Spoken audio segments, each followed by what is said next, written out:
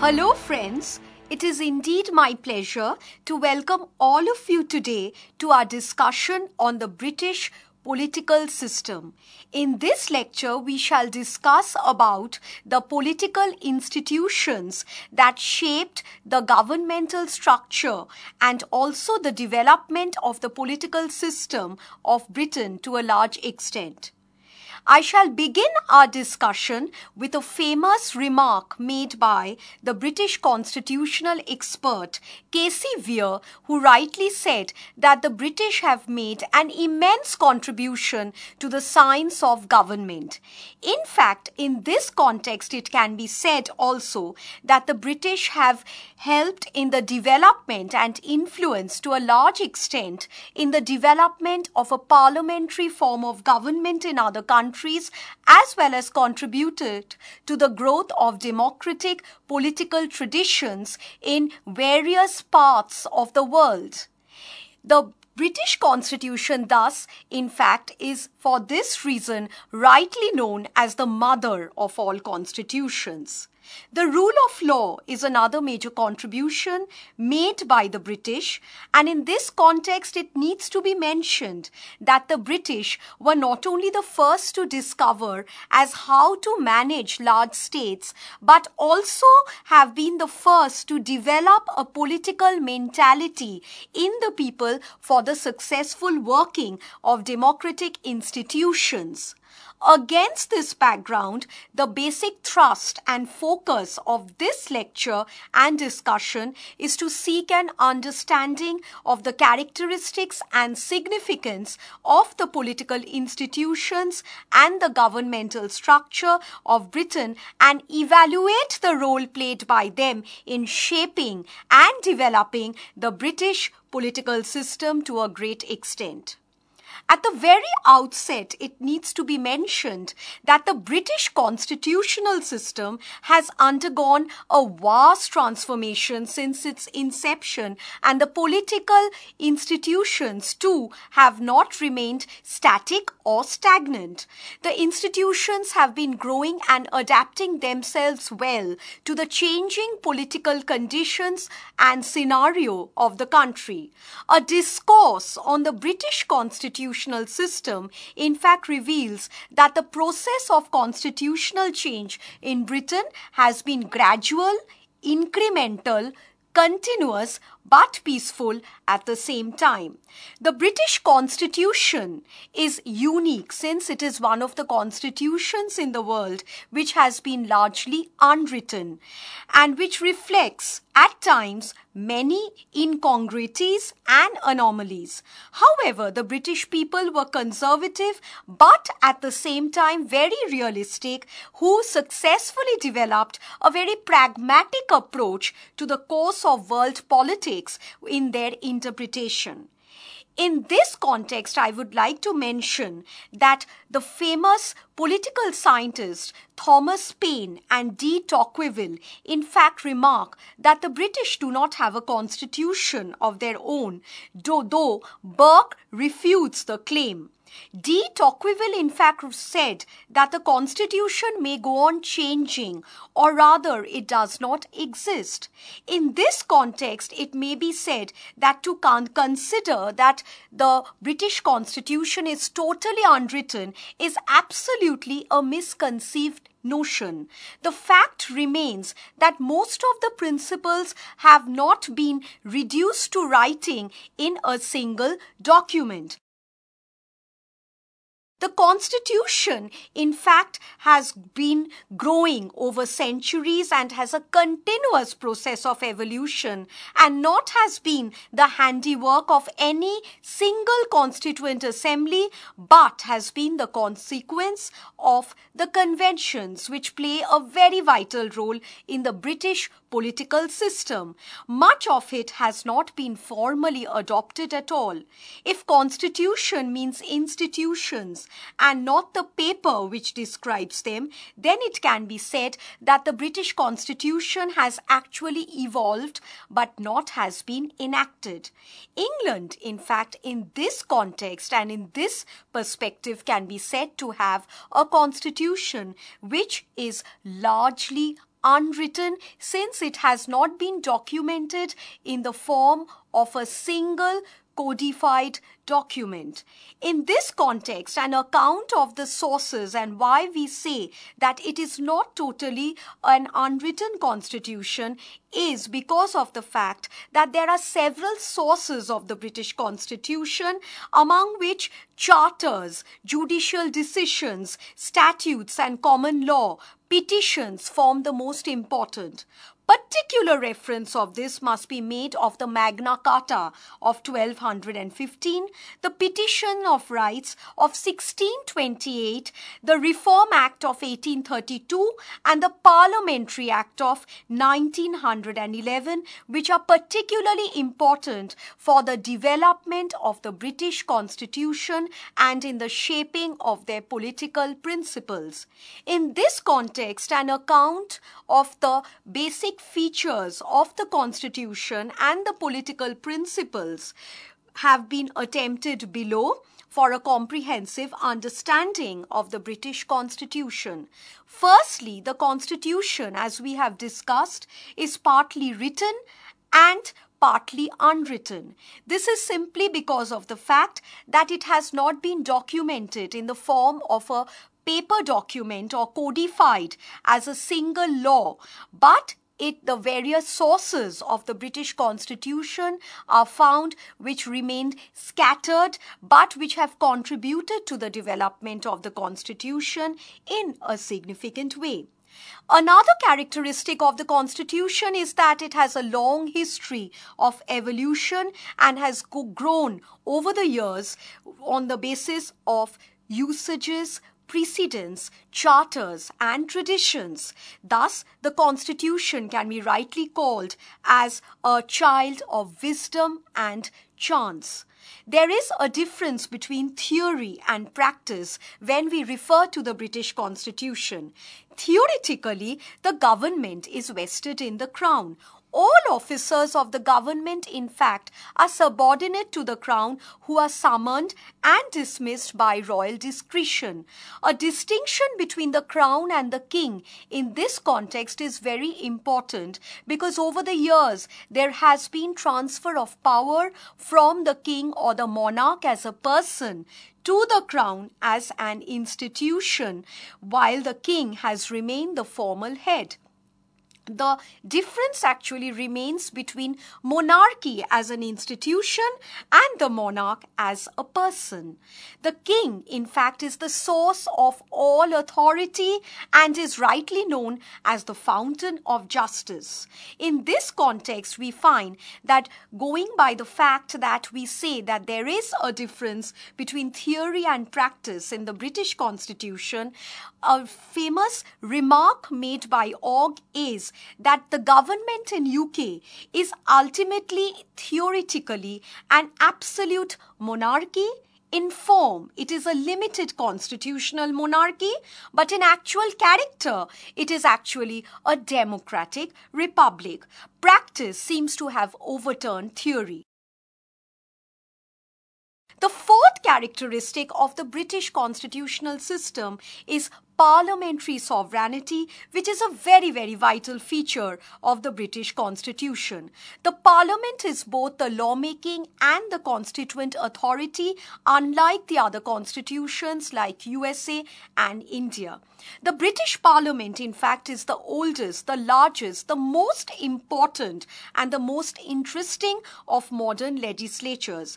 Dicey, from the legal point of view, has also said that the Parliament forms one of the chief, or the parliamentary sovereignty forms one of the chief characteristics of the British Constitution, which has been upheld by Blackstone too. In brief, the Parliament can make any laws it wants and the courts have no power to declare a law passed by the Parliament as unconstitutional. However, in this context, Ivor Jennings rightly says that the Parliament truly has the power to make laws, but it does not have the power to govern. The sovereignty of the Parliament is exercised subject to certain moral, political limitations, international law, and agreements. The fifth characteristic of the British Constitution is that it has an unitary constitution. Unlike the US Constitution, in fact, the British Constitution is an unitary one. The entire power of UK, in fact, is concentrated in one government of the centre, and the local areas derive largely their powers from the central government. The British Constitution is unitary both in form and in spirit. The next characteristic of the British Constitution is that it is extremely flexible by nature. There is no difference in the lawmaking procedure of an ordinary law as well as between the passage of a constitutional law. Despite being conservative in outlook, the British have readily adapted to the new conditions in a very pragmatic way. Rule of law or supremacy of the law also remains another characteristic of the British Constitution, and although there is no such provision which clearly states that there will be protection of the rights of citizens, the medium through which this has been made possible in Britain is by the instrument of the rule of law in Britain to a large extent. The next characteristic of the British constitutional system is that it is a parliamentary form of government, and it is due to the successful operation of the parliamentary form of government that the British Constitution is rightly called the mother of parliaments. The king is the nominal head, while the real functionaries are the ministers who belong to the majority party in the House of Commons and remain in office so long as they enjoy the confidence in the House of Commons. There is a close coordination between the legislative and the executive wings of the government, and in this context we say that Bagehot rightly comments that the cabinet in Britain is like a hyphen that joins the buckle and binds the executive and the legislative departments together. There is also concentration of authority combined with separation of powers and cabinet dictatorship largely in Britain. Montesquieu found the British constitutional system based on the principle of separation of powers. Apparently, it might appear that the Crown is the nominal executive, although the cabinet is the real executive, the parliament is the legislature, the courts from the judiciary. Executive, however, is not controlled by the legislature in Britain as it is done in USA. The cabinet in Britain over the years has assumed great dominance in administration and legislation, and to some extent in judiciary as well. The British government, in fact, is a prime ministerial form of government and thrives on the principle of cabinet dictatorship to a great extent. The cabinet is the real executive which has vast and growing powers of the crown, which are exercised by the cabinet that has become the supreme directing authority over the years and is considered to be the pivot of the whole political machinery in Britain. The stupendous success of the parliamentary system of government, in fact, is based on a high degree of adaptability of the parliament. In this context, a comment made by Ramsay Muir, in fact, we find calls the cabinet to be the steering wheel of the state and the keystone of the cabinet arch. Factors like the growth of the party system, delegated legislation, administrative justice, power to dissolve the parliament, etc., have contributed in making the parliament, or the cabinet, in fact, a dictator in England.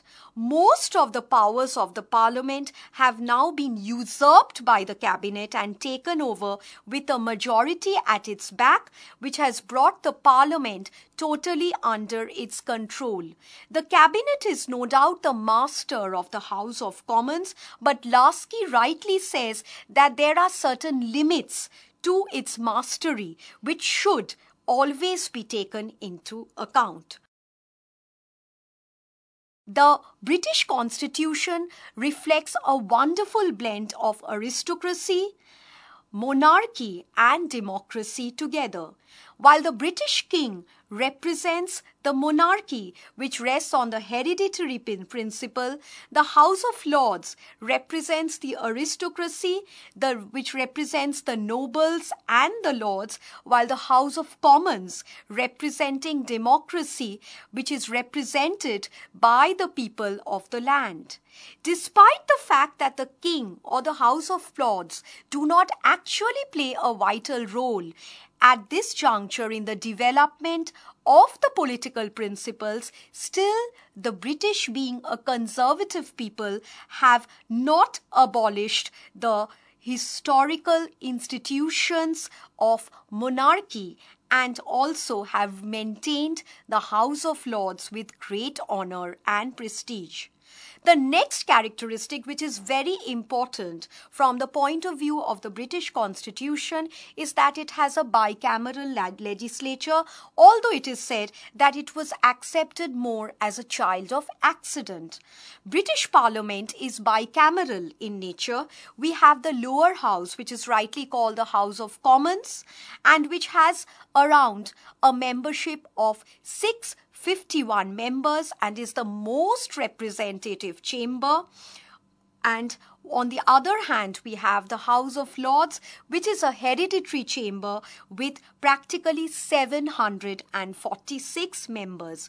The lower house, in fact, in comparison to the upper house, is more powerful, and because of its representative character and democratic content. And in this context, we can say that Spencer Walpole rightly commented that when a minister consults the Parliament, he actually consults the House of Commons. When the Queen dissolves the Parliament, she dissolves the House of Commons. The life of the House of Commons is usually for a period of 5 years, although it can be sooner dissolved by the monarch under exceptional circumstances. The institution of speakership in the House of Commons is very vital and deserves mention. The Speaker is the chief spokesman of the House of Commons and the presiding officer of the House of Commons, who is elected and appointed from among the members of the House of Commons themselves. In fact, the office of the Speaker is a constitutionally recognized office which has been maintained and honored by the British Constitution. The difference between the role of the Speaker in the British and the American Constitution lies in the fact that unlike the American Speaker, the British Constitutional Speaker is a non-party man. In this context, Dr. Feiner rightly says that the objective of making the Speaker in the House of Commons is to consider him to be an embodiment of the rules and laws of the Commons. The use of the committee system is another important feature of the legislature in Britain because it forms a very vital part of the House of Commons in order to save time and help in the work of the House of Commons by giving them or ensuring greater efficiency. In fact, we find the fact of having a committee system has become a phenomenal development in most of the legislatures in the world, not excluding Great Britain. The British House of Commons too has an exhaustive committee system, which are actually of 5 kinds. The Committee of the Whole House, the first category. Second category is a selective committee on public bills. Number 3, Sessional Committee on Public Bills. Number 4, Standing Committee on Public Bills. And fifthly, the Committee on Private Bills. The House of Lords in this context deserves mention, which is the second chamber in the British legislature, and we find which has been in continuous existence in one form or another since quite 1,000 number of years. The position of the House in practice, however, is similar to that of theory and is similar to that in theory and practice, and it is now not only a second chamber, but for all intents and purposes, it has been reduced to a secondary position in comparison to the House of Lords, and it has been beautifully explained by Dr. Munro and described when he says that the House of Lords is more like a house which shows or portrays a Westminster Abbey of living celebrities. It has been criticized primarily on two grounds. It has a hereditary character, and secondly, its association with certain groups and interests. A vital feature of the British Constitution, along with the above that has been mentioned above, is the role of conventions, usages, customs and precedents which have played a very, very vital role in the development of the British Constitution. Dicey rightly says that they are the unwritten maxims of the state and they are the unwritten rules of conduct and political morality. They are firmly rooted in the Constitution, which makes the Constitution workable primarily because of the conservative nature of the British people who wish to show great respect to traditional political institutions. In this context, a focus on the governmental structure of Great Britain shows that, as we have discussed, the features that Britain has a bicameral legislature which consists of two houses, the House of Commons on the one hand, which is the lower house, the most representative house, and the house which shows a democratic element and involves the participation of the people through direct election, and the House of Lords. The Crown is the nominal executive, the Cabinet, the political executive, and the civil service is the permanent executive. The vast powers of the Crown, in fact, are in reality exercised by the Cabinet, which is the supreme directing authority and the pivot of the whole political machinery in Britain. The leadership of the Prime Minister, and for which Britain is known as a prime ministerial form of government, is one of the most essential features of the cabinet system in England. The PM remains in the pivot of the British administrative structure. Professor Munro, in fact, considers the British Prime Minister to be the captain of the ship of the state of Britain. The actual powers of the Prime Minister, in fact, in this context needs to be mentioned, varies a lot upon the and according to the personality of the Prime Minister himself. In this context, it needs to be mentioned that while we have Prime Ministers like Gladstone, Peel, Churchill and Tony Blair, of course, who have commanded dominating position, on the other hand, the Privy Council too deserves mention as one of the political institutions in Britain because it is from the Privy Council that the cabinet actually grew. In this context, it needs to be mentioned that while the cabinet remains the political executive, the civil service is the permanent executive of the state. It is this branch of government and it is with the help of the civil service that the common people actually can come into contact with the national government from time to time. Along with the political and the permanent executive and the nominal executive, as well as a bicameral legislature which is functioning successfully in Britain, the judiciary too is an important organ of government in Britain since English justice has been the pride for centuries. The present-day organization of English courts is modern. The Act of 1873 in this context deserves mention because it has contributed in making British judiciary more systematic in form and simplified to a large extent the judicial procedure in Britain. However, there is no single judicial system throughout UK, neither is there any separate administrative courts in UK. Judicial review, unlike USA, is also absent in the case of Britain. The judiciary acts as more a guardian of the liberties of the people and attempts to provide free legal aid to the people. The House of Lords, in fact, is the highest court of appeal in Britain, which hears both civil and criminal cases. With that, we generally come to an end and a brief discussion on the basic features and the governmental structure of Great Britain, which has a long history of continuous political evolution, which has been peaceful, incremental, and gradual over the years, without any record of revolution, unlike other constitutions.